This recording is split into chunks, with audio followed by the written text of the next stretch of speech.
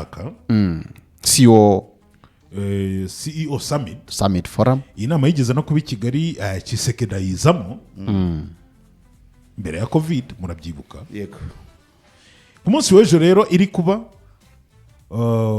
nibwo hagaragaye ko Ramaphosa Cyril perezida wa Afurika y'Epfo yacishije make nubwo mu mwaka wa 2024 umwaka ushize igihe twari mu kwibuka ku nshuro 30 nabwo yaje kandi ubona ko nanone yacishije make ariko akigenda akaba aribwo deployment ya SADC yahisiba ubu ngubu biratandukanye. Ramaphosa ku munsi w'ejo yari yicaranye na perezida Paul Kagame urabyumva kandi ukanabona ko imvugo yahindutse. Erega haba harimo n'ubwoba. Ejo muri Côte d'Ivoire hagaragaye isura nshya SADC bigaragara ko ifite muri kano karere. Byaba bigiye gutanga icyizere. Amakuru ari muri DRC mashyashya aravuga ko ibiganiro nta cyizere biri gutanga. Sinzi rero mutari kubona ko kagahiyihayo kari kamaze iminsi ka Donald Trump na Tshisekedi ni na Bulos no gusinya muri kino cyumweru ntabwo muri kubona ko byikarumye byacecetse. Hari bitari kugenda neza muri Qatar. Urabihuza ute ni kuri tere uretse gato kuri tere hari ibitero bya Wazalendo na FRDC bari kugaba kuri M23. SADC ukabona ko Ramaphosa noneho yahinduye imvugo yahinduye aterero. Uretse wumve Ramaphosa hano urahita wumva ikigambiriwe. Ramaphosa nyuma yuko rwose ari kuvuga ati SADC iri no gutaha hari icyizere abona mu mpinduka zabaye muri kano karere. Ibi ngibi turabihuza n'ibiri kuba turebe niba SADC koko abasirikare bayo bari kuvuga bati ntago twatsinzwe perezida wayo nayo icyo abivugaho. Uyu nguyu n'umunyamakuru ari Mado yarari kuganira na Ramaphosa ndetse na perezida Paul Kagame. Particularly in the Eastern DRC, I'd like to compliment rather than contradict what President Kagame is saying. The processes that have been happening on the continent, either the Nairobi process or the Luanda process or the AU process, have been very, very essential in building a foundation of peacemaking, up to and including agreements that have been reached for a ceasefire between the belligerents, up to and including the withdrawal of, say, the SADC forces as they are withdrawing now. I mean, people may think that President Kagame and I are in conflict, and some of you may have thought that there's going to be fireworks as we're sitting close to each other. You're all thinking it. But in the end, we must also remember the principle that we have adopted as Africa, that African problems or African solutions for African problems. In the end, and President Kagame knows this, whatever discussions are happening, in the end has to be endorsed, signed off, and owned and appropriated by us as Africans. And what they are doing with Qatar, US, or whoever is part of the peace-building process, but it is inherently African.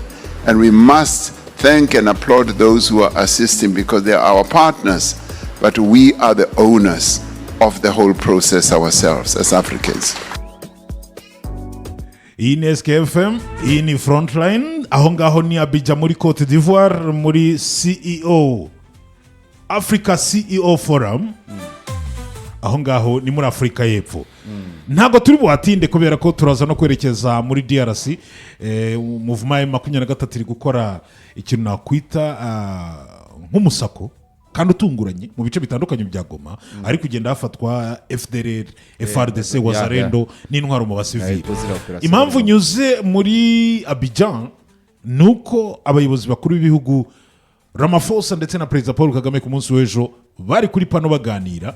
Ramaphosa ari guseka rwose ubona ko nta kibazo afite, kandi mwumvisemo imvugo none ivuga ko bemera ibiganiro bya Nairobi bemera ibyari byaproposed i Rwanda. buriya ubihaye umwanya ibyo Ramaphosa avuze na style abivuzemo yavuze ngo I'm here to compliment Kagame not to contradict. Yego Akabisinyara. Yego kuko ashobora kubikora atabivuze abavuga ngo ndamwunganira ntago muvuguruza. Yego arangije ati hari benshi bakekaga ko ninicarana nawe turaterana amakofu muri rukaka. Yego ati ariko ati hari abakeka ko ngewe mfitanye ikibazo nawe. Modeste imvugo yumvise ute?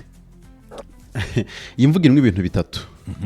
Ikintu cya mbere harimo diplomasi. Yes.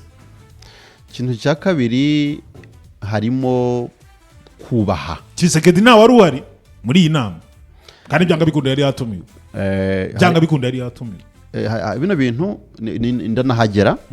Iki kintu icya mbere kirimo ni diplomasi, icya kabiri harimo kubaha. Yes. Icya gatatu harimo gushakisha uko abantu bakubaka undi mubano. Nshatse kuvuga iki? Kubaha nshatse kuvuga Perezida Paul Kagame yakunze kujya avuga ngo agaciro ni wowe ukihesha. Ntawatinya kuvuga ko kuri sene diplomatique cyangwa se no mu miheto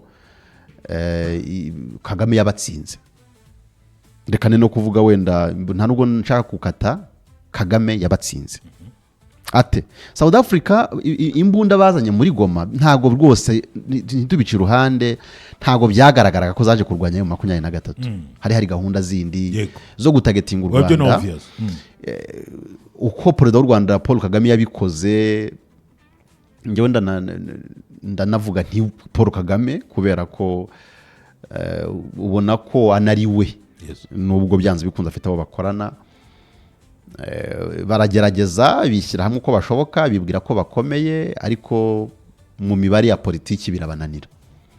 Cya kabiri bigaragara ko u Rwanda n'ubundi binyuriye muri bien sûr president yaba ari we wakoze icyatumye Afrika y'Epfo idaseba nkuko yagombaga guseba biruseho kubikoresho byabo binyuze mu Rwanda no kuba batarashwe cyangwa se ngo basuzugurwe. Kuyo babitaye byari gubigisebo gikomeye byice isura ya Ramaphosa ariko nawe n'igihugu. Ariko Ramaphosa akaba yaragiye anagaragara mu bihe bitandukanye byumvikana ko ngo hari ibyo ari gusaba Paul Kagame bari kuganira ku ruhande yaza mu Rwanda akajya na Uganda. Mu birebana n'icyo nisera ko agaciro umuntu ari ukihesha n'umugabo Perezida Paul Kagame washoboye bitanyuze mu mbabazi guhangana n'uwari we wese ushobora kuba ushaka kumuhata cyangwa se kumukoresha ibitari byo bikarangira uwo muntu asobanukiwe neza ko atari agafu kivugwa rimwe u Rwanda cyangwa na Kagame ubwe. Yagiye abivuga ati twanyuze mu bintu bikomeye ku buryo turi abantu ukanda ntidukandike. Ibyo ngira ngo South Africa yarabibonye. Ramaphosa rero yari yakoranye na Tshisekedi deal ariko birangira nyine zibahombanye. Uyu munsi bigaragara ko Perezida Paul Kagame n'u Rwanda rugwe ayoboye bari bafite position iri strategique, araba ali strategique wahitamo gukorana nabo kuruta gukorana n'undi wundi. Kubera ko mu mvugo zabo icyambere wabonaga ko ikintu yavugaga ko ari nko kumwagaza nubwo na Perezida Paul Kagame yoroshyemo cyane which is aribyo nise diplomasi. Kubicazanya ngira ngo n'abanyamakuru baba babicazanyije ari kugira ngo banafate nk'ibihangange bibiri. Ngenda bivuga ntyo ntaci ruhande kuko abantu bagomba no kubyumva kuko ibyo bari kuganira mu buryo Afrika yashyira hamwe no gukoresha private sector bagashora imari mu bikorwa bishobora kurema no guteza imbere Afrika. U Rwanda ni igihugu gito ariko cyagaragaje ubuhangange. Uyu munsi kuba u Rwanda hashoboye kuboneka inganda zitunganya ibintu by'amabuye y'agaciro nkuko na Afrika y'Epfo bifite, kuri tereba u Rwanda rugashobora kohereza kujya gushakira umutekano ibihugu bya hato na hato mu gihe ibindi bihugu byo n'uwabyo byananiranye. Ni ibintu mu by'ukuri bigaragara ko u Rwanda bishyira ku rwego rw'ibihangange muri Afrika. Now ibyo rero iri jambo ni ryiza icyo abantu bakwitaho ariko ababishinzwe bazi ariko abaturage bo basengera nuko intambara zashira.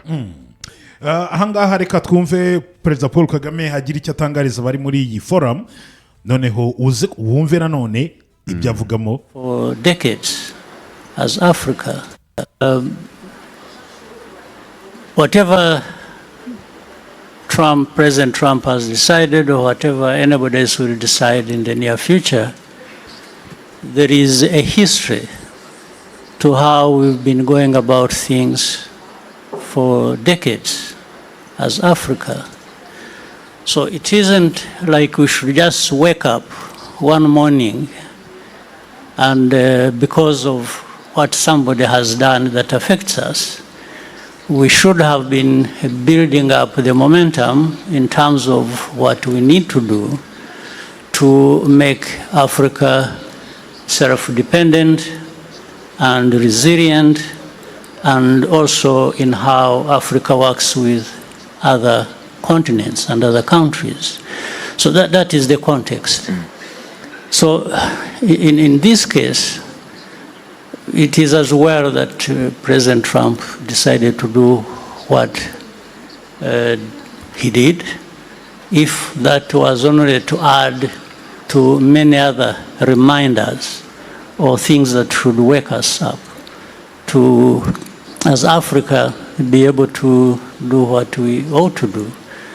And there are many opportunities. We always talk about potential of our continent, but when do we realize really what this potential is all about in reality? I think that has always been the question. And that comes back to us as a continent, as a people of this continent, to take the bull by its horns and deal with the problem.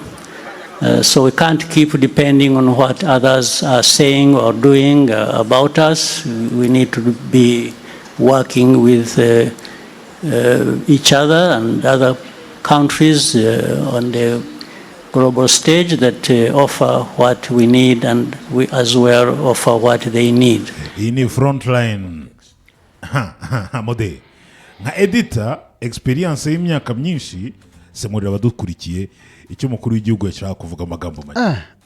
Icyo kintu kirakomeye. Yego.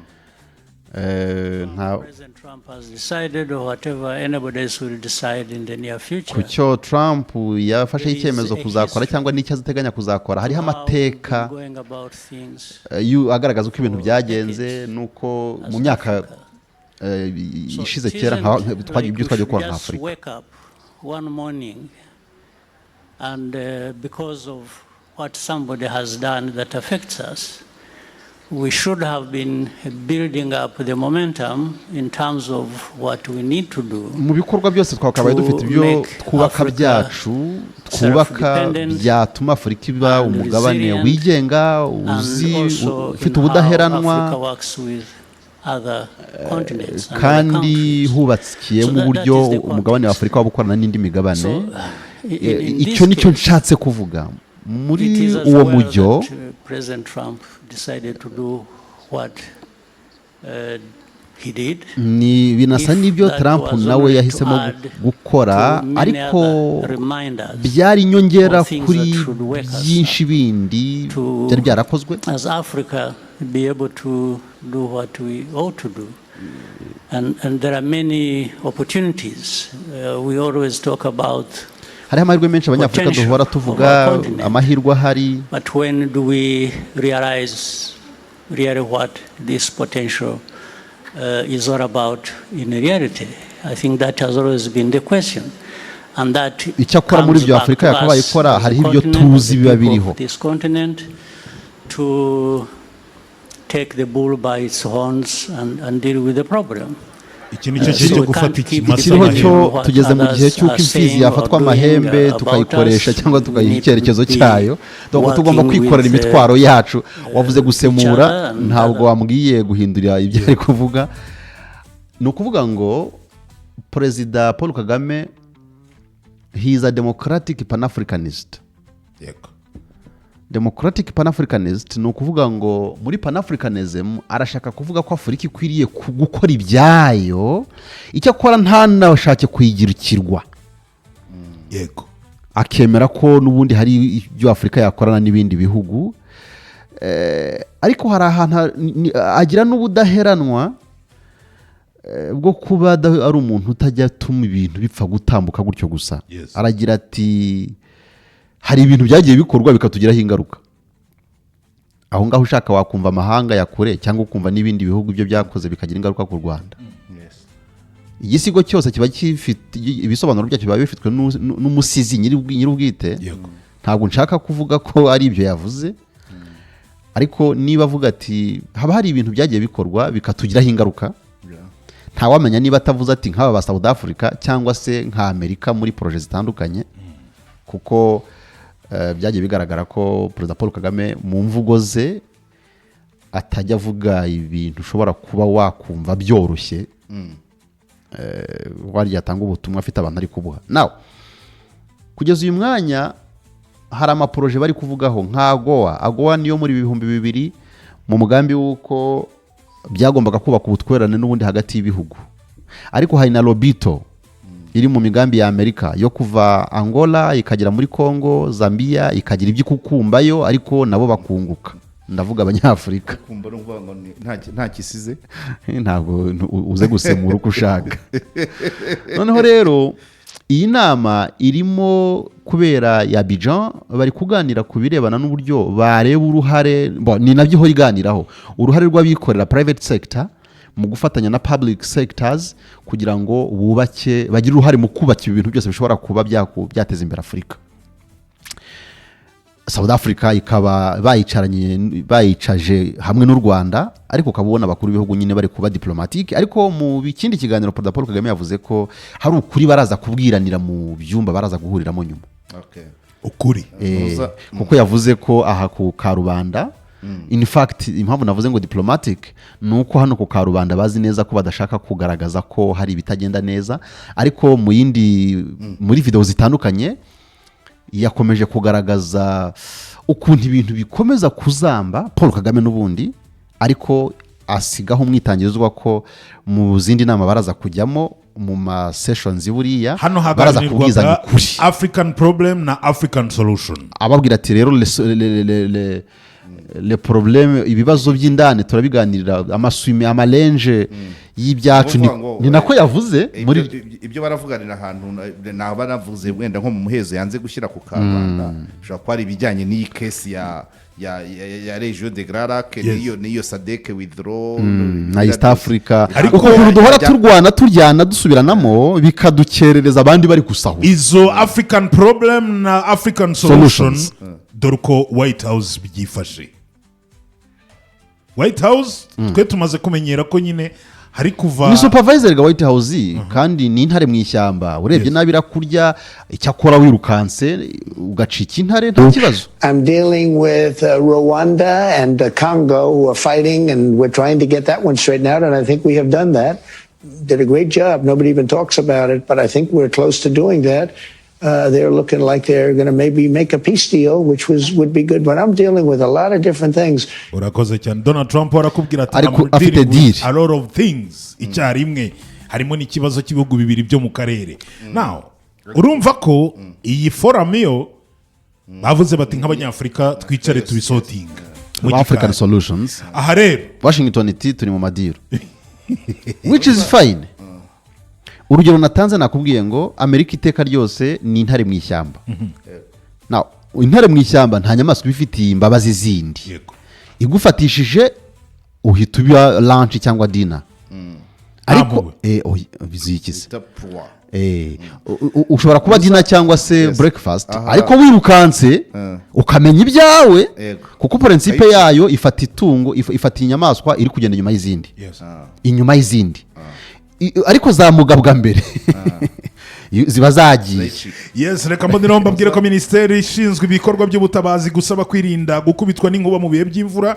Mu mvura irimo inkuba murasabwa kwitwararika kuri ibi bikurikira: kwihutira kugama mu nzira iri hafi ukava byihuse mu mazi, kirazira kureka amazi ndetse no gukora indi mirimo hanze mu mvura nk'iyo.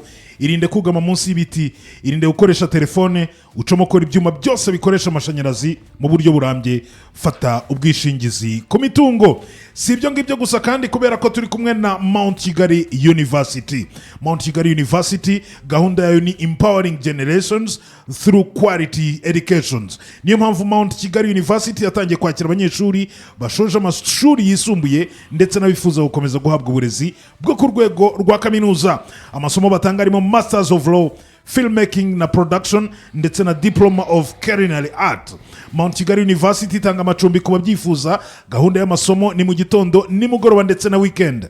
Mount Kigali University iri mu mota kumwe na Mount Kigali Paramount Hotel, Royal FM, Mount Kigali Medical Center. Ibikorwa byose bigafasha abanyeshuri kwihugura mu bumenyi bw'ibyo baba bize mu ishuri ndetse bikabafasha kwimenyereza umwuga batarasoza n'amasomo ya kaminuza kugira ngo bibategurire isoko ry'umurimo. Sura website ya Mount Kigali University ni y3mkur.ac.rw cyangwa bandikire kuri WhatsApp 078 1481 176. Iyi ni Frontline. Reka kandi tukubwire ko igihe cyose wifuza imyenda ya siporo, waba urangura cyangwa se ucuruza kuri detaye, iduka rikomeye cyane ricuruza imyenda harimo n'amatreningi ya original. Iyi ngiyi ni NB Shop Limited. Ambara neza nk'umusirimu na NB Shop. Bahamagare kuri 0784 16 Copa Telecom. Iyi ni ya sim card ukoresha interinete ubundi ugahamagara indi mirongo nta airtime uguze. Mbigusubiriremo ngo Copa Telecom. N'umuntu wese uzabona ari guhamagara ukabona inimero itandukanye na 078 cyangwa se 072 cyangwa 073 ugazaba ari gukoresha Copa Telecom. Icyo kurusha nta kindi, araguhamagara nta airtime yaguze, araguhamagara yaguze interinete ubundi ahamagara imirongo yose kandi non stop. Nta kuvuga ngo amayinite arashize, nta kugura pack. Gura interinete ubundi uhamagare ku cyitwa Volti, Voice over LTE, aho umuntu ashobora kuhamagara akoresheje umurongo sim card ya Copa Telecom ugahamagara imirongo yose. Hamagara Copa Telecom bakohereza iyo sim card ni 079554 60 Copa Telecom ifite na internet yo mu rugo 2020 ikoreshwa n'abantu bose bo mu rugo ikamara ukwezi itarashira. Copa Telecom kandi bafite internet y'49 ukoresha mu biro, mu kazi, abakozi bose bakaba bafite internet kandi idacika. Reka rero dukomeze kuko Corneille Nangaa muri no weekend twasojeje ubundi yaganiriye n'umunyamakuru witwa Steve Wemby. Urabyumva? Baganira humvikanamo ibintu byinshi cyane. Nibyo koko aka karere karashakirwa amahoro mw'abantu, ariko harabicaye igoma bo bari motive. Niko bigenda, ariko biriya ntabwo ari igitangaza. Harabicaye igoma bari motive, biriya niko bigenda. Harabicaye igoma udashobora kubwira ngo ibiganiro biri kuba, barakubwira bati ibiganiro biraba n'akazi kabyo, ariko twebwe icyo dushaka turakizi. Na Ramaphosa ndetse na Paul Kagame kuba nabo uri kubona boroshyemo mu mitima ntabwo ariko biba bimeze. Ahubwo ni uburyo bahisemo kutwereka, ariko bunaganisha no kubishobora kwera imbuto mu bibera mu karere. Kubw'izo mpamvu ntabwo dukwiriye abaturage bo cyangwa se abantu batwumva bagomba kumva neza ko muri politike cyangwa se tubigeranya no mu ishyamba, kuko abatwumva ntekereza ko bashobora kumva amahame yo mu ishyamba. Mu ishyamba inyamaswa ziraryana nyine. Byarananiranye ni kwiziteye. Intare iyo iri guhiga ukayicika biba nta kundi. Ariko nanone muri buno buzima bwa politiki, iyo umuntu woroshye gusa ukaba imfura n'inyangamugayo hari igihe bakurya. Iyo woroshyemo hari igihe bakurya. Ugomba rero kumenya kwirinda. Buriya intare ngo yabwiye abana bayo ngo bana banjye rero dore njyewe ndi boss. None kubw'izo mpamvu mu buzima bwanyu bwo mu ishyamba nibura buri mwana wanjye agomba kumenya kwiruka kuruta inyamaswa yindi igenda buhoro. M23 yashinjwe ngo kuba yarafashe ikirombe cya Rubaya ngo ikaba icuruza amabuye y'agaciro. Uyu ni Corneille Nangaa agira icyo abivugaho. Ubwo nuvuga ngo twatangiye kugenda muri session za Corneille Nangaa agenda asobanura buri kimwe cyose, icyo bagamije, icyo babona kuri Qatar, icyo babona kuri Amerika, icyo babona kuri buri wese. Bagomba gukanda ijisho nyine kugira ngo kuba umuhuza. Ibibahesha ijambo nibyo bakoze. Hari ugiye kumva niba koko M23 yarafashe Rubaya ikaba ari icukura korutika icuruza. Notamment dans le mine de Rubaya. Par où l'AFC écoule les minerais qu'elle exploite? Non, corrige, rectifie d'abord. Comment je vais rectifier? Non, vous êtes dans les mines. L'Alliance Fleuve Congo ou les M23, nous ne sommes pas dans les mines. Mais vous contrôlez Rubaya. Nous sommes en train d'administrer l'espace libéré. Quand on administre, on n'est pas dans les mines. Je ne suis pas minier. Je ne suis pas un homme d'affaires. Non. Quand vous parlez de Roubaïa, ce qu'il faut dire... Et comment sortent les minerais de Roubaïa? J'arrive. Okay. Permets-moi de te répondre, M. Wemby. Nous sommes arrivés à Roubaïa il y a juste 11 mois. Et dès que nous sommes arrivés, avant même qu'on arrive à Roubaïa, nous avons pris une décision.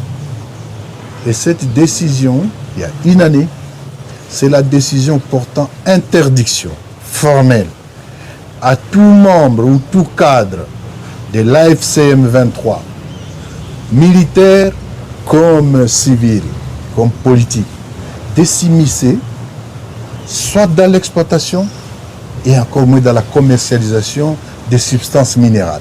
L'activité minière dans les territoires qui sont les nôtres, pour des contraintes que nous subissons, c'est une activité en berne. Et c'est l'activité pour laquelle nous devons mobiliser les opérateurs économiques quant à ce. Pourquoi c'est en berne? La question bancaire est importante. Nous continuons, l'insécurité dans certaines zones d'exploitation est encore là, et qu'on sort. Mais la question, posons-nous quand même la question. Avant que l'AFCM 23 n'arrive à Roubaïa, avant ces minéraux qui exploitaient? Mais c'est la famille Tshisekedi qui exploitait ça. C'est la famille Tshisekedi qui a ravi cette mine à M. Mwanga Tchouchou.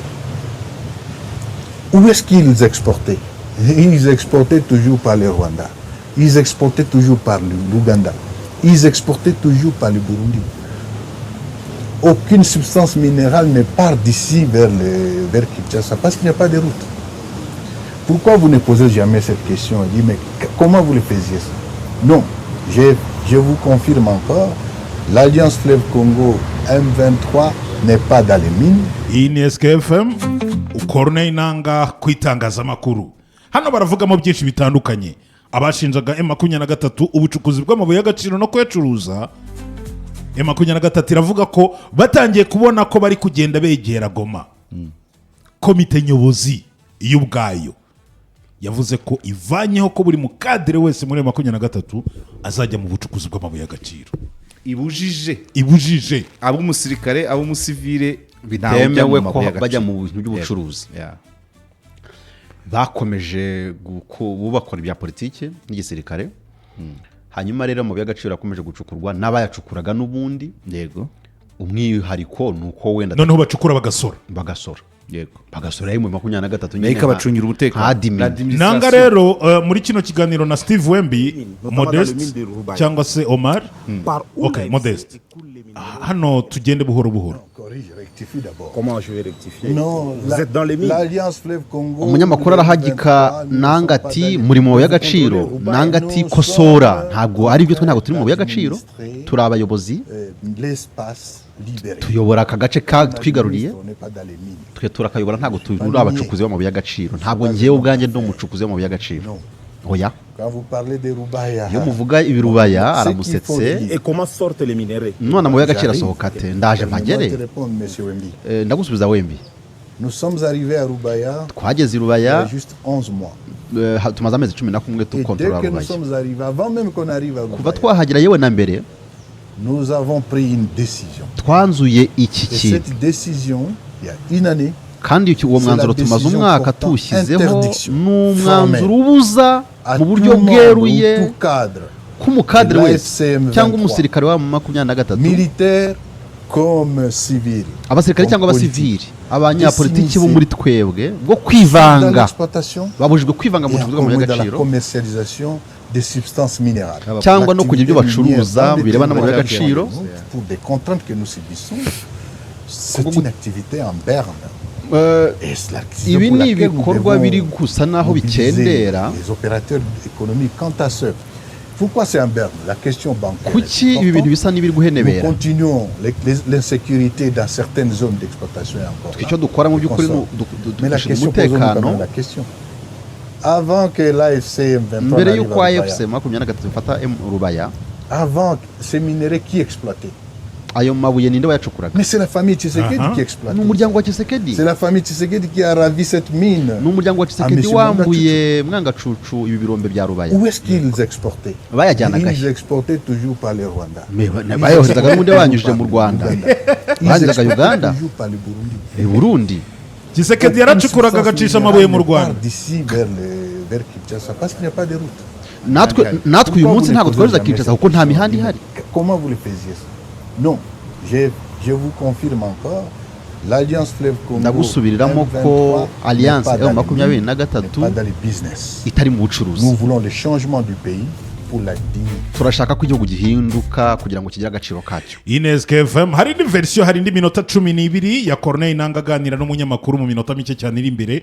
Harimo ibintu byinshi cyane n'icyo bagamije, ariko uwashinje 23 ubucukuzi bw'amabuye y'agaciro babirekeye abaturage bakabarindira umutekano, abaturage baracukura bagacuruza bagatanga umusoro. Ntabwo rero aciye ku ruhande bacuruza aho bacuruzaga n'ubundi. Aravuga ati nta bucukuzi bw'amabuye y'agaciro bwoherezwa i Kinshasa, nta muhanda uhari na mbere hose. Amabuye y'agaciro acukurwa acishwa mu Burundi, mu Rwanda, mu Burundi, u Rwanda, Uganda, acishwaho yerekeza aharangirira. Ati Tshisekedi nawe iyo business arayizi. Niko yabikoraga na mbere yuko tuza. Icyakora aho bitandukaniye byari by'umuryango we. Kandi Tshisekedi amabaruwa yandikira Donald Trump nuko yavugaga ko abashinwa bari gucukura, urabyumva, bakigwizaho umutungo, ndetse agashinja n'ibihugu nk'u Rwanda kuba biri muri Kongo mu bucukuzi bw'amabuye y'agaciro. Wibutsa abakurikiye ko Perezida Paul Kagame ngira ngo ni na France 24 ubwo bamubwiraga batamabuye y'agaciro ko ntayo mufite, akababwira atari ko amabuye y'agaciro mu Rwanda tufite stock yayo cyangwa aharangirira kuki mutaya kubibabaza. Destination yayo ya nyuma ni sino. Mu yandi magambo yaravuze ibinanga duhishuriye uyu munsi byuko amabuye anyura hanagenda cyane ari mu rugendo. Ariko ntabwo ari ugukunda iyo nzira cyangwa nta yandi mahitamo bubatse iwabo, nta nzira none hano inzira barayiharuye. Byari umusaza kera twigeze kuganira rero byo kugira ya investment imihanda tuba dukora. Abantu bajya babyumva nuvuga ngo niyo muri kumva bari gutukana ni ikintu mu by'ukuri cyakwitwa nk'ishyari. Yego, u Rwanda rurifashe rukoze imibare ravuga ati ngewe nturanye n'umurima w'ibigori ngereka mbinyoni. Yego, no kuvuga ngo buriya kera muribuka ibigori byagiraga amabara pollen, buri inyoni nizo zibiba. Buriya muri no minsi dufite ikibazo cyuko kubera kwangirika kw'ibidukikije no kubitera amafumbire tutakeza biriya bigori, inyoni zazaga gukandagira ziri guhova ziri kwishakira ubuki mu ibyo byararangiye n'inzuki zikava hano zigakandagira hanze. Ibyo byararangiye turi muri hybride musaza. Uko kubihasiga rero Kongo hybride ntabwo uruyuki ntabwo kijya rujyamo. No kuvuga ngo uyu munsi u Rwanda rwateguye neza aho abantu bashobora kugira umutekano wo kuryama ariko baryamanye imari. Ni ibintu bisanzwe. Donc umuntu muri Kongo barakwica, so agomba kuza i Rwanda kubw'izo mpamvu amabuye ni harayanyuza cyangwa ni haraza kuyagurisha. AFC 23 irafata ite ibiganiro biri gukorerwa Qatar, irafata ite Donald Trump uri kuvuga aferi mu gihe hari abari kurwanira uburenganzira bwabo. No kuvuga ngo hari ibintu byinshi cyane bitandukanye Corneille Nangaa yagiye agaragaza. Uyu ni umwanya turi kugenda tubinyuramo buhoro buhoro kugira ngo ubashe gusobanukirwa mu buryo bweruye AFC 23 irarwanira iki. Il n'y a pas d'avancée, vous êtes essoufflé, vous restez ici ou bien vous allez avancer? Oui, je comprends. C'est effectivement une certaine opinion qui exprime, pour eux c'est une façon d'exprimer une sorte de désespoir. Parce que ce qui est sûr, l'Alliance Fleuve Congo AFC M23 est aujourd'hui attendue partout. L'Alliance Fleuve Congo M23 aujourd'hui constitue l'espoir des Congolais. Devant cette racaille qui s'est installée, cette dictature, ces voleurs. Ibyo mwumvamo cyane no umuyaga w'ikivu bari bicaye muri jardin ku kivu ahantu heza cyane. So hari umuyaga w'ikiyaga. Inkombe y'amazi niho biro za bamwe ziri. Aha ni kuri guverinora y'Igoma. So hari umuyaga cyane. Umunyamakuru arabaza. Yego. Umunyamakuru arabaza ikirero. Une opinion estime que vous êtes essoufflé après la prise du Nord et Sud Kivu. Il n'y a pas d'avancée. Vous êtes essoufflé, vous restez ici ou bien vous allez avancer? Amakuru aravuga ko muniga w'inkari mbese nta buhumekero ko mumerewe nabi ngo mutakinagira imbere ngo murwane. C'est une façon d'exprimer une sorte de désespoir. ubwo ni uburyo bw'ibyo bavuga kuko bihebye. L'Alliance Fleuve Congo AFC M23 est aujourd'hui attendue partout. ariko ukuri ni uko M23 itegerejwe L'Alliance hose. Fleuve Congo M23 aujourd'hui constitue l'espoir du Congo. M23 uyu munsi niyo byiringiro by'umukongomani. muri ibi bibazo biriho bitagira uko bingana igitugu nta cyizere ubutegetsi bufite. abaturage rero gutera imbere kwa M23 nibyo byiringiro byabo. Les gens, il y a une opinion qui peut penser que nous sommes essoufflés. C'est normal. yego hari abashobora kwibwira ko tuguwe nabi barabyemerewe ariko nous exécutons un plan. dufite igishushanyo mbonera dukoreramo kandi turagenda tugishyira mu bikorwa qu'amener des changements. kandi tuzi ko bizazana impinduka Donner la dignité zizavanaho igitugu zigahesha agaciro régler umukongomani les problèmes et résoudre les problèmes du Congo. tugakemura ibibazo by'iki gihugu cyose cya À Kongo gauche, à droite. byo kurira abantu birirwa babogoza iburyo Le salut du ibumoso. Congo viendra de nous-mêmes. agakiza Qui k'abakongomani nous attendent. kazazanwa Et nabo nous les ubwabo. remercions pour l'espoir qu'ils mettent en nous, mais surtout nous remercions les mamans et les papas qui dorment à genoux pour prier pour nous. turashimira ababyeyi batandukanye bose barara bataryanye badusengera. Yes. barara ku mavi basengera Désormais, muvumo. qui vient de l'Est à partir de l'Alliance Fleuve Congo AFC M23. L'accord des principes en vue, RDC-Rwanda, les négociations de Doha, médiation de l'Union africaine. Quel avenir si vous continuez à réclamer le départ de Félix Tshisekedi? C'est quoi les enjeux de l'accord à venir? ibiganiro biri kubera hirya no hino yahavuze muri Katari, muri Amerika, mu karere, mu Rwanda, ko mwe musaba ko Tshisekedi ava ku butegetsi, ni ikihe cyizere mubona kizava muri ibyo biganiro? Je reconnais ce que je constate comme vous, c'est que aujourd'hui il y a plusieurs initiatives. icyo navuga ni uko hariho gahunda z'ingenzi zigambiriye kuzana Il y amahoro. a plusieurs initiatives qui sont prises à gauche à droite. hariho nka gahunda zafashwe hirya no hino. C'est la démarche initiée par l'Église catholique hari et l'Église protestante. nk'ibyatangijwe na Kiliziya Nos pères Gatolika. spirituels. Oui, nous saluons cette démarche parce que pour nous, nous avons toujours pensé que la crise multiforme à laquelle fait face la RDC a d'abord une solution politique. kuri twebwe ibibazo bya Kongo n'uburyo abantu batandukanye bagereza kushakira igisubizo, tuzi neza ko umuti uzava mu bakongomani no mu biganiro kuruta mu guturika kw'imbunda. Au niveau sous-régional.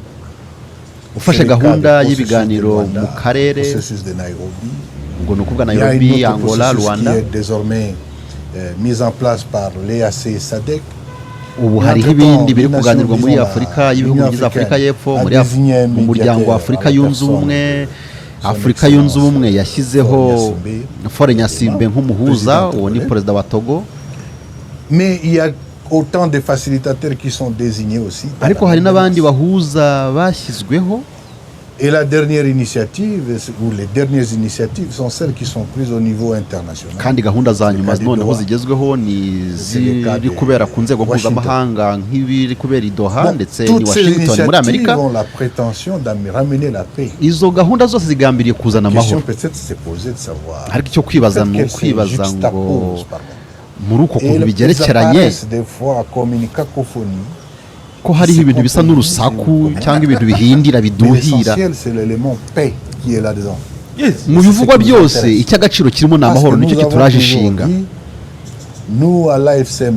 kuko twebwe AFC M23 icyo twavuze ni kimwe n'iki, ni ukuvuga ngo igisubizo kigomba kuba mu biganiro bya politiki, kandi ku bw'ibyo twagaragaje ubushake bwiza bwo kubijyamo kandi twiteguye kujya mu biganiro, kandi dufite ibikorwa bigaragaza ubushake bwiza byacu muri ibi biganiro.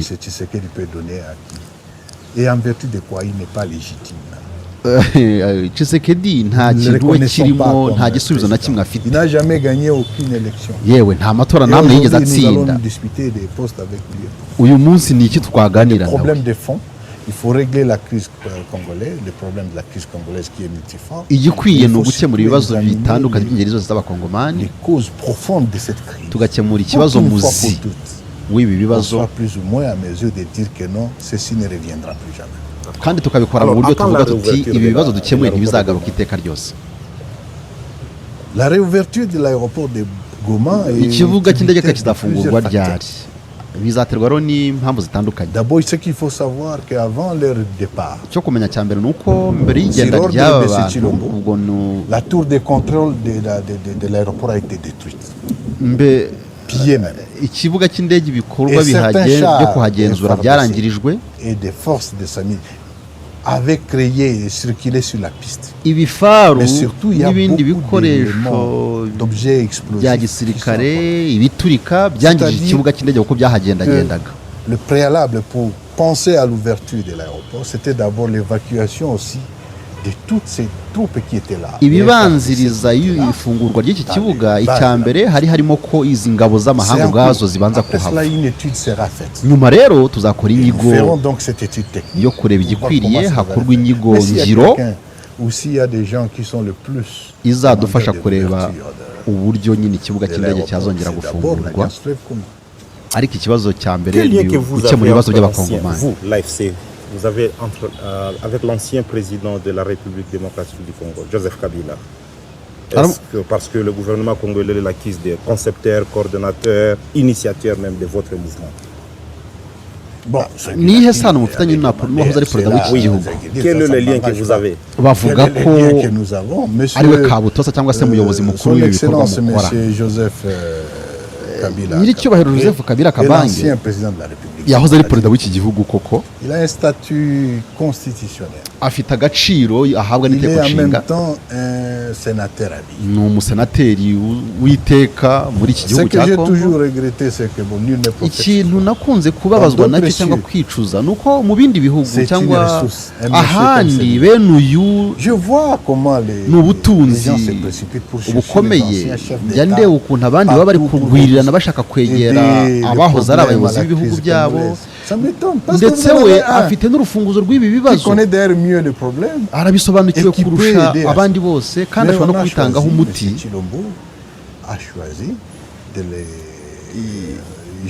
ikibabaje perezida Chilombo we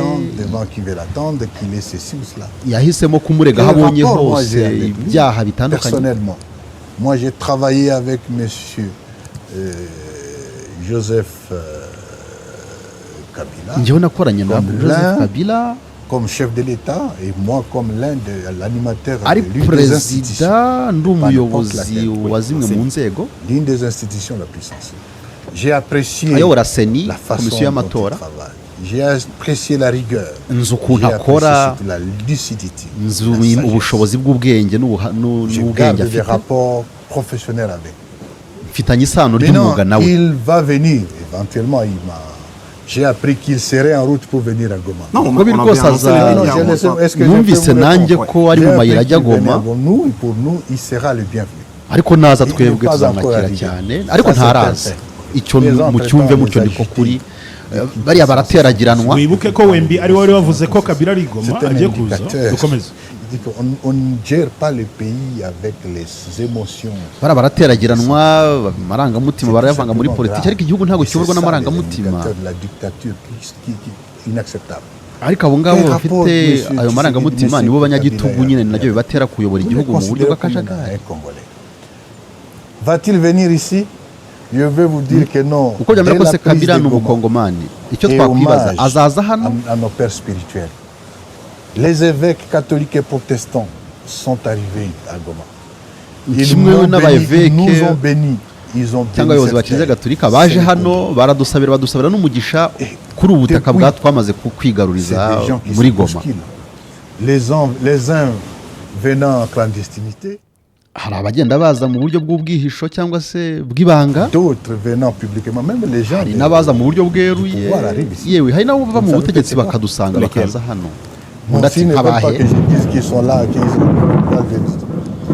Même les gens de l'Union sacrée, ils se bousculent ici. yewe hari n'abo mu ishyaka rya Tshisekedi ubwabo birirwa bagwirirana hano bashaka kuza. Il sera le bienvenu dès qu'il va décider. nawe rero nashaka kuza. Là n'est pas le problème. n'amahitamo ye ntabwo ari ikibazo. Ok, d'accord. Je pose une question concernant le Rwanda. Niko nkubaza ikibazo kirebana n'u Rwanda. Oui, on vous accuse d'être. Pourquoi seulement le Rwanda? Non, parce que c'est le Rwanda qui a été cyumba zibirebana n'u Rwanda rwonyine par le gouvernement congolais. kuko u Rwanda nirwo rukunda kuvugwa mu kuba rwivanga mu bya Congo ruvugwa na Congo ndetse na Loni. Avant de parler du Rwanda, je voudrais vous dire mbere yo kuvuga ku Rwanda ariko ndifuza ko le Burundi au Congo. Uburundi nabwo buri muri Congo. J'espère que tu vas me poser des questions sur tout. Izere ko nawe uraza kumbaza ku byo kuba abarundi nabo bari muri Congo n'Ubugande bukaba buri muri Congo. Jusqu'à Ituri. Abo bose bari muri C'est le Congo. Ouganda qui est là-bas, c'est l'armée ougandaise. Muri Ituri hari ingabo za Uganda. Les instructions pour la gestion administrative et tout ça. Amabwiriza yose agenga Congolais n'en parle pas. ubuyobozi bwaho ni Uganda yatanga ntimubivugaho. Afrika y'Epfo na Tanzania bari hano. Les Malawites sont. Malawi iri hano. Les FDLR sont ici. FDLR baraha. Kuki mutabavugaho? Singaho. Les forces négatives de tous les pays de la sous-région sont au Congo. Imitwe irwanya ibihugu bitandukanye muri kano karere ituye muri C'est Congo. l'absence d'État. Ibyo nta kindi bivuze nuko nta Lorsqu'il n'y a butegetsi pas hano d'État, dufite. c'est la jungle. Iyo hatari leta igihugu kiba lorsqu'il y a la igihugu kandi tous les igihugu cyabaye bandits des igihugu autres États, là où il y a les États, igihuru burimo viennent abandi se yose réfugier là où avuye mu bihugu bitandukanye aza Et kwihisha ça, muri icyo gihuru.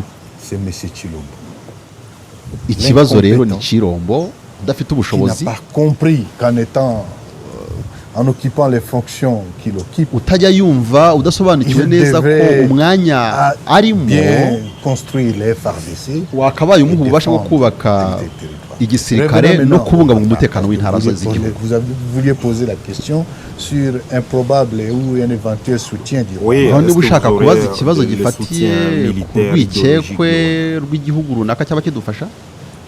Je ne Ati vois pas ce yego soutien. u Rwanda Quand je t'ai parlé ici AFC, des problèmes congolais, les détournements nta qui ruhare se rw'u font, Rwanda mbonamo. à Kinshasa, la saleté qu'il y a aujourd'hui amafuti dans la ville de abera Kinshasa, ubujura, les umwanda embouteillages que urimo l'État ne hano, sait pas gérer dans la ville de Kinshasa. akajagari leta Quand je t'ai itajyananiwe parlé de la gushyira ku mauvaise murongo gouvernance, muri Quand je Kinshasa. t'ai parlé d'il y a des Congolais Iyo qui nkubwira sont imiyoborere stigmatisés, mibi, iyo qui nkubwira sont abakongomani brimés, bavangurwa, acculés, ce n'est pas un abatwikwa, problème du Rwanda. ibyo se ni ikibazo cy'u Rwanda. Mais non, il faut peut-être dire que non, nous nous battons pour ariko les reka nkubwize problèmes ukuri congolais. Nous twebwe sommes turi des kurwana Congolais. kubwo gukemura ibibazo by'abakongomani turi Mais je dois abanyekongo. avouer que parmi nous, il y a des Congolais ariko ngomba qui kukubwiza sont n'ukuri ko rwandophones, qui harimo parlent n'abakongomani comme leur langue bavuga maternelle. ikinyarwanda nk'ururimi Mais c'est pas rwabo ta langue kavukire. Moi, c'est du Maniema, Kibombo. Toi, Kikusu. Non, je te dis la langue maternelle. c'est Kikusu. Kikusu. Ouais. Oui, nos compatriotes de Rutshuru, de Nyiragongo, de Masisi et du Haut-Plateau. hari bene wacu b'abanyekongo bo muri Rucuru n'ahantu hatandukanye muri ayo mazina avuze za Fizi n'ahandi ururimi rwabo kagakondo kavukire n'ikinyarwanda. Ibyo bibazo byose byo kuvangurwa kwabo ntabwo bikwiriye kuvugwa ngo bihite byitirirwa u Rwanda. Mais entre-temps, il faut aussi vous ariko poser la se koko ntabwo u question. Rwanda rubafasha ariko wakabaye nawe ubaza iki Il y a kibazo tous ces autres pays qui sont là parce que... kuko hari ibindi bibazo ibi bihugu bindi nabyo biri muri Kongo. Et vous l'avez aussi, M. Chilombo l'a dit et il continue à le yewe Chilombo ubwo aranabivuga. ni Corneille Nangaa urakoze cyane Modeste. Modeste arakoze cyane. ngurira ikawa rero.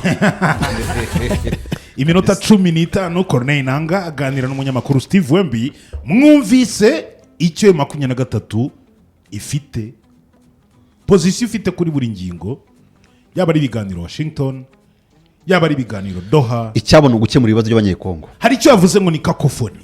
Nurusaku kakofoni ni urusaku bundi rw'inyoni kujwangajwanga. Yes. Ubwo rero ibyo aravuga ko ibisakurizwa hirya no hino byose nibyo yita nka kakofoni. Ni urusaku induru rudafite rutumvikana ukujujura. Abantu rero barajujura ibyo byose ibibera Washington, Doha, Angola, Nairobi, African Union we abona ko n'ubundi ari ibintu byo kujwangajwa. ibi Corneille Nangaa avuze birunganira muri ka kajambo umukuru w'igihugu cy'u Rwanda Paul Kagame yakoresheje gufata ikimasa mu mahembe. Bacakira ikibazo nyirizina. Yego. Ni ukuvuga ngo iyo Afurika yishinze ibya Doha na Washington yaryishimye, noneho cya kimasa tukagifata umurizo tukaba tubaye rukurikira izindi kandi ibibazo ari ibyacu kwinyishura ugasigaranwa ubusenzi. Ariko kugifata mu mahembe kikagusunika nawe ukagisunika mukajyana ikibazo cyawe. Yes, ku murongo wa telefone turi kumwe na Edi Sabiti. Waramutse neza Sabiti? Sabiti Edi, waramutse? Hello? Nakumva Maurice. Waramutse neza? Waramutse n'abandi?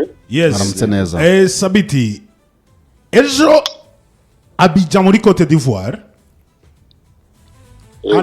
Ejo Abidjan muri Côte d'Ivoire hongeye kuvugwa African problem na African solutions. Ibyo kandi bivugwa mu gihe weekend tuvuyemo. Umuyobozi wa AFC 23 Corneille Nangaa yaganiraga n'umunyamakuru Steve Wemby avuga ko ikibazo cyabo cyakomeje kuzamo abahuza benshi ko harimo ibyo abona nka kakofoni. Ibibazo byari bitangiye kuganirirwa Washington na Doha, urabona igisubizo gishobora kongera kuva muri Afrika cyangwa byamaze kurenga ubushobozi nyafrika? Ikibazo cyawe ni Kigali.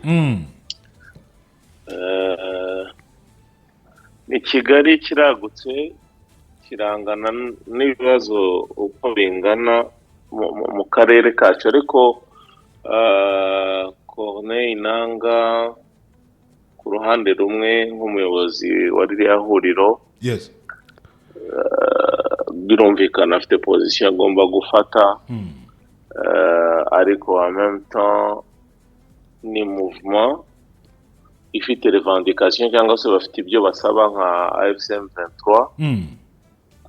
Ariko muri iki ndi kuvuga nuvuga Doha, nuvuga Washington, turi kuvuga ibibazo bizamo abantu benshi. No kuvuga ngo ni ikibazo cy'akarere mu buryo buri bwagutse, ariko ndagira ngo nkubwize ukuri ko nubwo tuvuga ngo ni ikibazo cy'akarere, akarere gafite inshuti, akarere gafite abanzi.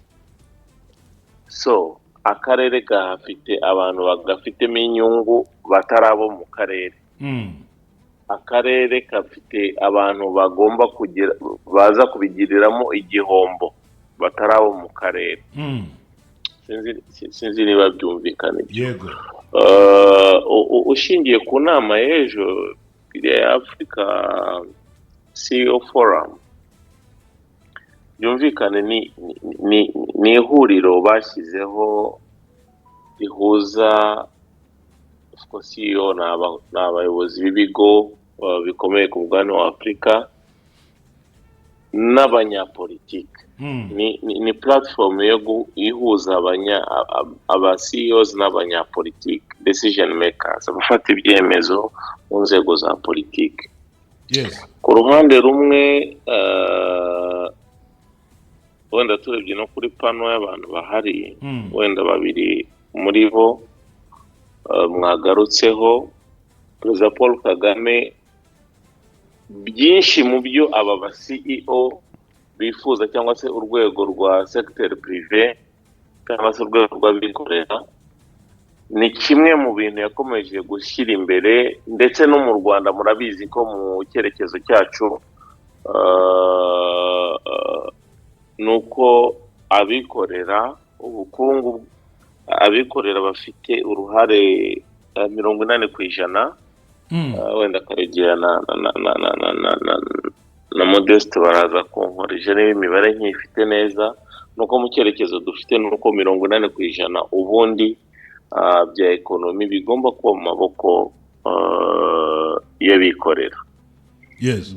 Ubwo ubundi ntabwo ari umwihariko w'u Rwanda, ni ku isi iteye. Ubundi abikorera nibo baba bafite ubukungu, nibo bafite ekonomi. Ntabwo ari za leta zigomba kugira gutanga akazi, ntabwo ari za leta zigomba gushyiraho imishinga yose. Hari ibikorwa remezo, hari imishinga leta yinisiya. Yes. Imihanda ni ya leta, sinzi amashanyarazi gutya, ariko hari ibintu abikorera bo bagomba guhita batekinga over bagakora ibyabo. Yego. Icyo ni cyo cyerezo cya Perezida Kagame n'u Rwanda ayoboye n'abanyarwanda bamutoye ayoboye. Ariko ni Perezida Kagame uvuga ko wamaze igihe ayoboye cyangwa se yahawe inshingano zo gukora amavugurura ku mugabane wa Afurika muri African Union, uburyo bwo gutekereza bushyashya n'uburyo bwo gukora bushya. Harimo mu nshinga narafite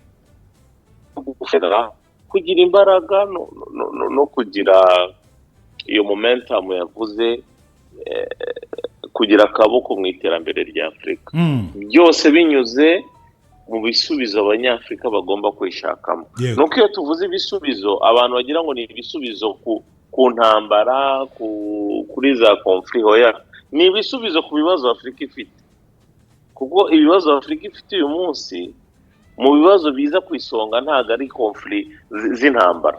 Dufite ikibazo cy'ubukene. Sabiti, niba wumvise Steve Wemby aganira na Corneille Nangaa, bo motivation bafite iraterwa n'ibyo abakongomani bifuza. Ibiganiro bikorerwa hirya no hino, hakurya na hariya, barasa nkaho bavuga ngo birimo urusaku rwinshi, nta cyizere babibonamo.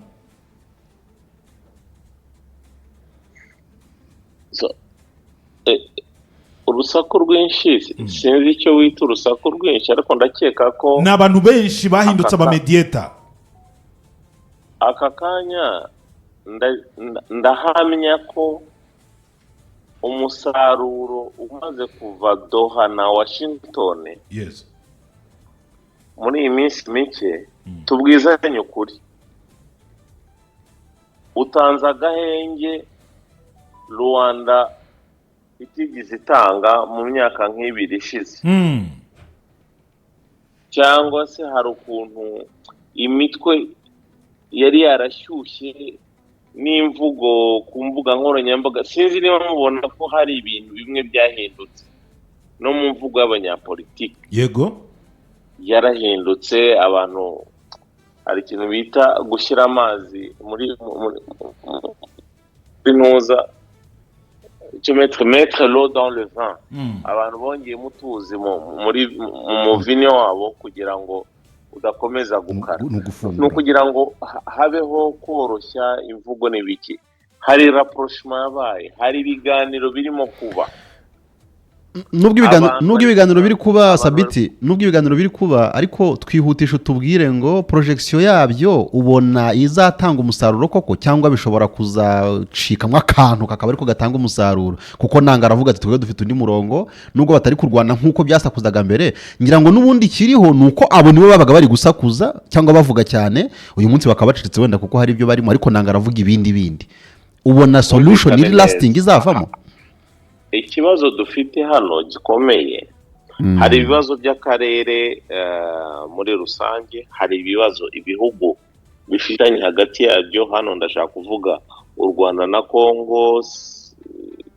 Kongo wenda n'abandi ku rwego rw'ibihugu. Hakaba n'ibibazo abakongomani bafite ubwabo hagati yabo. Icyo nacyo ni ikindi kibazo. So urwego rwa politiki cyangwa se opposition muri Kongo, yaba opposition iri armée nkuko AFC ari opposition ariko ifite imbunda, hakaba na opposition itari armée. Hagomba kubaho gusenyera umugozi umwe, ubwabo bakabanza bakaganira, cyangwa se no kwereka opinion publique yabo ndetse na leta yabo gahunda bafite n'icyo basaba. Ntabwo ibyo u Rwanda uyu munsi ku meza y'ibiganiro na Kongo, ibyo u Rwanda rwifuza rusaba, nubwo harimo bimwe byenda gusa wenda n'ibibazo by'umutekano, wenda hari bimwe ari naho abantu bagiye bakora competition hagati y'ibyo M23 isaba n'ibyo u Rwanda rusaba Kongo nk'umuturanyi, bimwe bigendamo gusamo, ariko u Rwanda nk'igihugu rufite ibyo rusaba kugira ngo rubane neza na Kongo. So abakongomani ku giti cyabo, Corneille Nangaa arabizi neza ko hari intumwa yitwa uyu munsi Obasanjo, mwaramubonye Washington, iriya accord de principe, ziriya principe zisinywa. Obasanjo ari muri kiriya cyumba.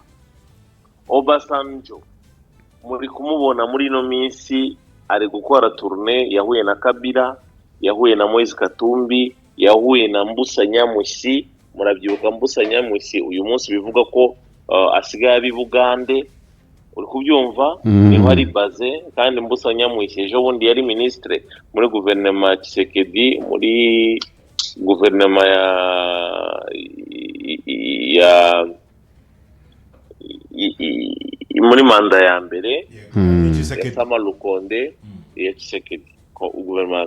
Birumvikana ko rero Obasanjo mission afite uyu munsi niyo kuganiriza izo opposition ya Congo kubijyanye n'ikijya imbere, n'iki kiri kujya imbere. Ibyo biganiro batagiyemo ari kugenda babriefinga.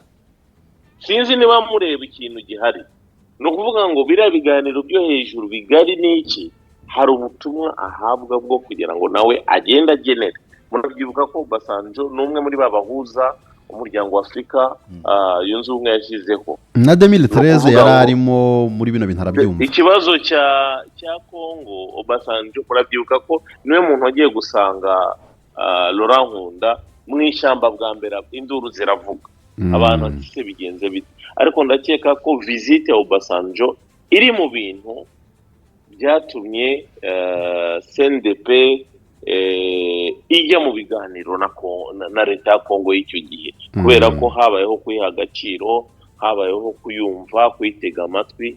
Mu by'ukuri yaciye bugufi ajyayo kandi byatanze umusaruro.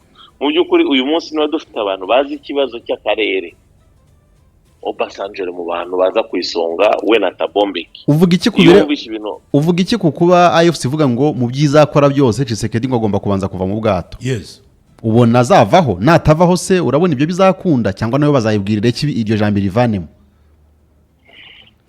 Rega icyo bita mu biganiro hari amaprereki, hari ibyo M23 yasabaga nk'idoha.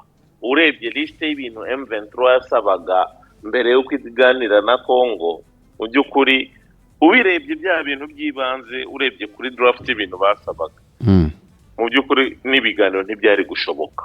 Urebye ibyo Congo, leta ya Congo yasabaga M23 cyangwa se yasabaga umuhuza kugira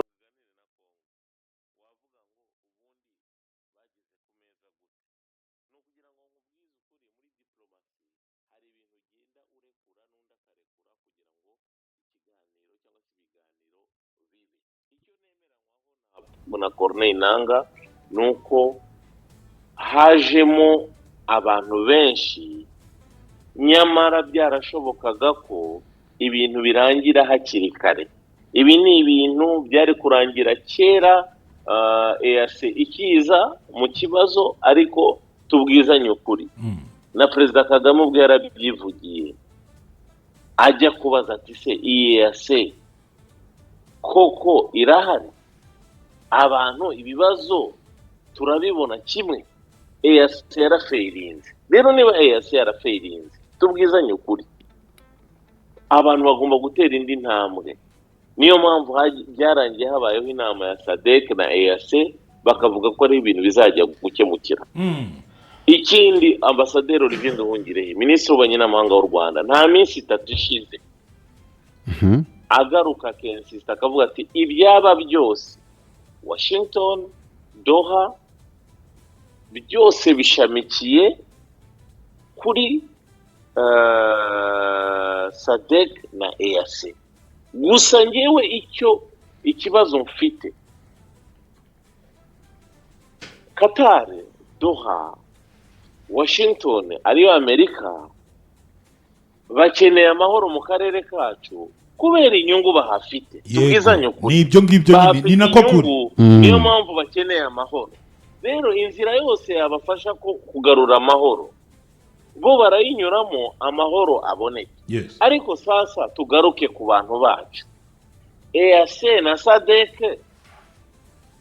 Ubwo mbihuza n'ibintu Ramaphosa yavuze ejo, ati ibyaba byose abantu bagomba kumenya ko ibi ni ibibazo byacu twebwe abanyafrika. En fait byari nk'iki kwikura mu kimwaro kandi mu by'ukuri igihari ni uko ibintu byarabananiye mwebwe nk'abanyafurika ubwanyu gusa kubikemura bitagiye hanze, ariko kubera ko Afurika, kubera ko u Rwanda, kubera ko Kongo, kubera ko akarere k'ibiyaga bigari kabayeho gafite abandi baparteneri batari abanyafurika gusa bafite inyungu mu karere kacu, niyo mpamvu bari gukora iyo bwabaga bihutisha ibintu cyangwa bagerageze gukemura ibyo akarere kacu katakemuye cyangwa n'imiryango yo mu karere itakemuye, ariko abantu bakaguma muri uwo murongo, ntabwo bajya kwemvanta solution zitabaho, ahubwo nuko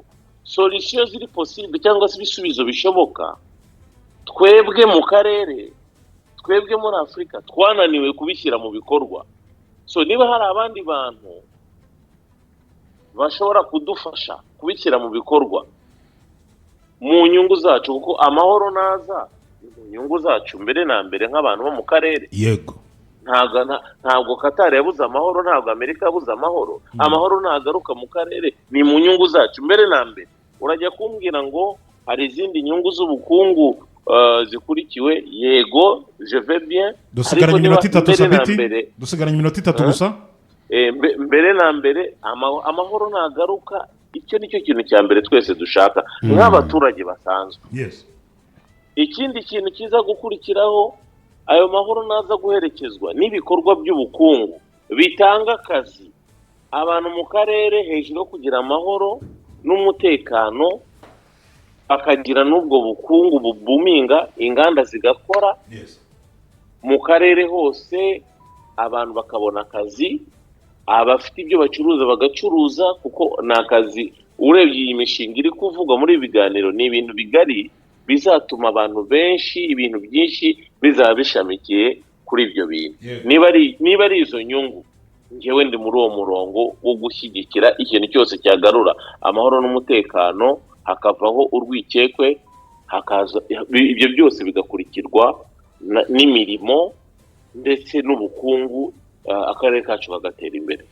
Urakoze cyane Sabiti, reka tugushimire. Sawa. Yes, ni Eddie Sabiti atanze nawe uko abyumva nyuma y'uko Corneille Nangaa nawe yari amaze kugira icyo avuga. Yes, biratanga icyizere Omar iyo bireba, cyangwa harimo ikizavamo, kiba success. Icyizere cy'amahoro cyo kirahari, ariko nuko umenya ngo ni amahoro kinyine. Omar, nuko Sabita bivuze, iyi ni dosiye imaze imyaka irenga 30. Yego. Ntabwo yazamo Donald Trump uri kuvuga business gusa ngo umbwire ngo hazazamo igisubizo cyako kanya, kubera ko hajemo icyitwa ubucuruzi. Voilà, amahoro ashobora kuba ikikurikira amahoro nicyo tugomba kureba. Ni amahoro ki? Amahoro abaye uko Sabita bivuze ntakurikirwe n'ibikorwa by'ubukungu. Yes. Ntacyo yabavuze, kuko burya tutandukanye amahoro n'umutekano. Dahera ubwo n'umutekano waba ubonetse. Amahoro ni igiteranyo cy'umutekano n'imibereho myiza, abantu bakabona ibyo barya, bakabona imirimo, abana bakiga, abagore bakabyara. Ibyo nibyo icyo nicyo giteranyo. Amahoro ni igiteranyo cy'ibyo byose. Yes. So ni ukuvuga ngo rero dushobora kuba twakwisanga ahantu tubona umutekano nta mahoro.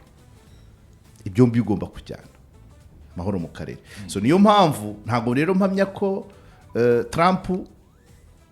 Trump muri business ye nka deal maker arashaka umutekano, ariko abanyekongo barashaka amahoro. Mu nzira rero yo gushakira amahoro aho M23 yafashe, Modeste, hari ibikorwa byatangiye. Mwemwe mu Rwanda murabizi, ari gihe mujya kubona ukabona karitsiye utuyemo saa 10 za mu gitondo ntawe usohoka. Yego. Oya, ubu ngubu nta bikihari, ariko mbere ya 2000 byarabaga. Urakoze cyane. Nukwabo nibyo bigaragaza naho Perezida wa Repubulika ari bujye. Yego. Uwo mukwabo ushobora kuba wo kureba ukuntu byifashe. Ariko ahantu hose haherutse intambara nibwo buzima bukurikiraho. Nibwo buzima bukurikiraho. Icyo kintu rero abaturage bo muri Goma bari kukibona kiri kubatungura. Ntabwo biri kubatungura, M23 yaroroheje cyane, habamo akajagari, abantu bakica abandi bitwaje intwaro. M23 itanga ultimatum, itanga amatangazo, nyabona mutange imbunda, nuzana imbunda nta n'ikibazo, bikanabuka ukabona bazegetse ku muhanda. ariko abahungu baragenda biga imitwe bagafata amasi bakazikata imitutu kugira ngo n'akabuno kugira ngo ibe ngufi bajye babona uko ayigendana byoroshye. Ibi biba birebire cyane bigeze aho M23 bitanga amatangazo baha abayobozi ngo mubwire abaturage biyorganize bashyiraho ba chef de quartier n'abanyumba 10 bashya. Surprisingly rero kubera ibyo bintu bikomeje bigaragara ko ari agaterana nzamba byaje kuba bimaze igihe kuva bagira muri Goma. Abasirikari bari muri Monisco baratangwa baragenda, abari muri SADC baragenda, ariko hari abasigayemo bakoranaga na FDLR ziri ruguru barabatunguye ejo bundi rero baragota barasaka ubunyumba kuri umva ultimatum analeta pesa kidogo analeta pesa kidogo mwambie ulazimishe gari lake. Woni Colonel Nsabimana ushinzwe acha niwelezee kitu kimoja guhuza abaturage n'abasirikare. Unanielewa? Sisi tumekuja kama jeshi ambayo iko trained vizuri. Tumefunzwa vizuri. Tunaelewana? Baada tutabarogota.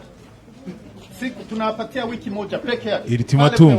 Yari yagiye mu majyepfo atanga iryo tangazo ati turabatoragura. Tutawapiga kingurube na Lubilo kama Lubilo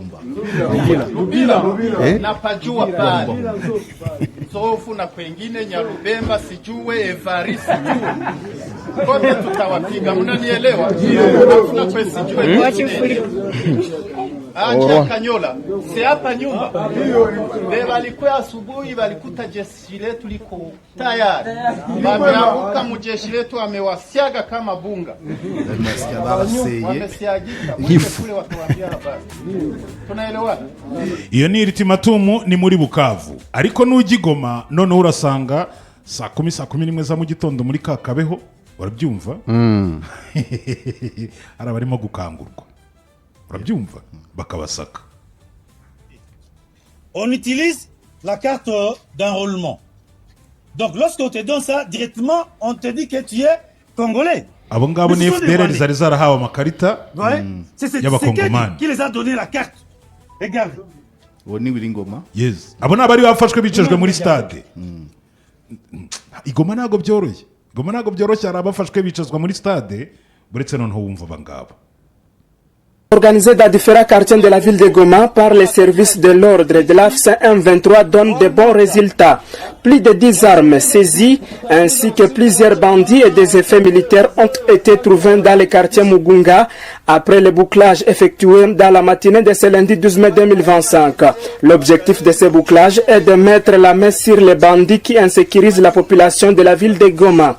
Les habitants espèrent que ce bouclage aidera à restaurer la paix. Selo hii bouclage ni nani ya bien, ni idée ya bien parce que sa mtabana ule baba wa mwafeni yangu akishaniambia alikuwa na mtu fulani mule mwake ndatambua kama ule mtu namjua ama kama simjua. Hii bouclage kwanza ijisho ry'umuturanyi wayumvise ijisho ry'umuturanyi ko ariko riri gukora umuntu utazi muri quartier uri kumumenya ukamutanga kandi biri gutuma FDLR bari bakihishe mu nzu biberagamo bagaburirwa ninjoro bari kugenda bamenyekana kuko hari abantu ngo bitwikira ijoro agasohoka ninjoro ariko ku manywa atajya aboneka. Ubu muturage rero uri kumubona ari kumukurikira. Ibyo narimo mvuga ahantu haherutse imirwano ibyo byose biraba. Ni nk'u Rwanda rwa mbere ya 2000 ibyo ari iyo misako itunguranye hari n'abari n'intambwe zari zikiri mu mfunzo hari abari barashize imbunda mu rwina.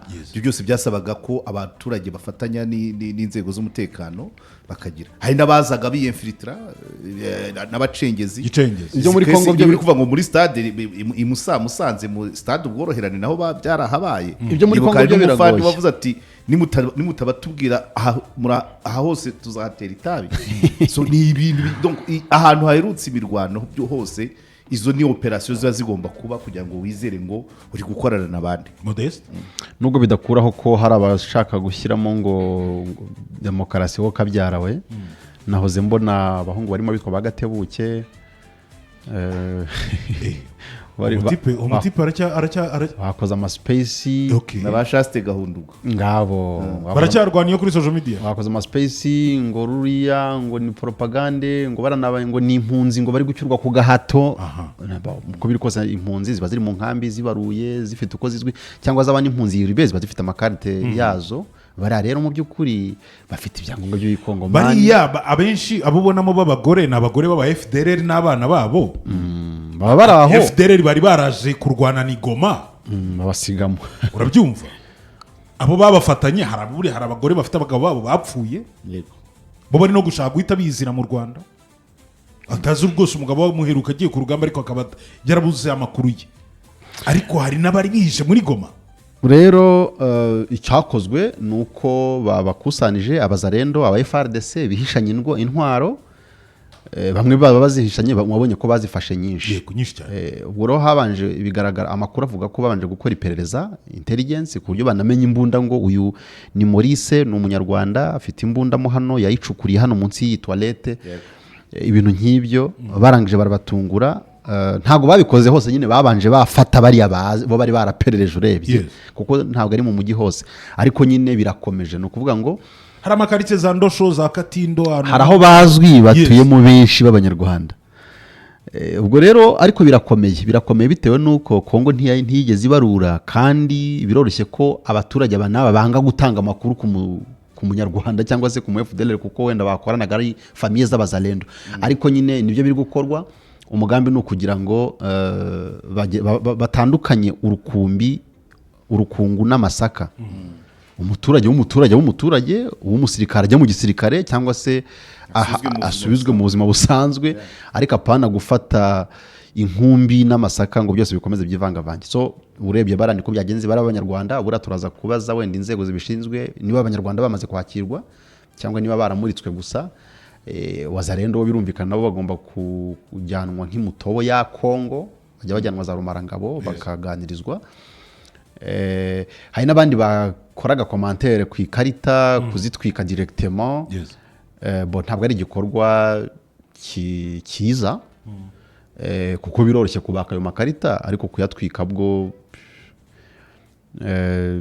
byaba ari ukwihuta cyane nta message idasanzwe nta message nziza bitanga kuko ni ikarita y'igihugu byaba na byiza kuyibika ahubwo ikazaserva nka record muri data dore ngaba bari barahawe ikarita izi nizi kuruta kuzitwika naho ubundi no kureba wazitanze noneho banavuga bati se bundi nizihe ntabwo bavuga ngo narazitwise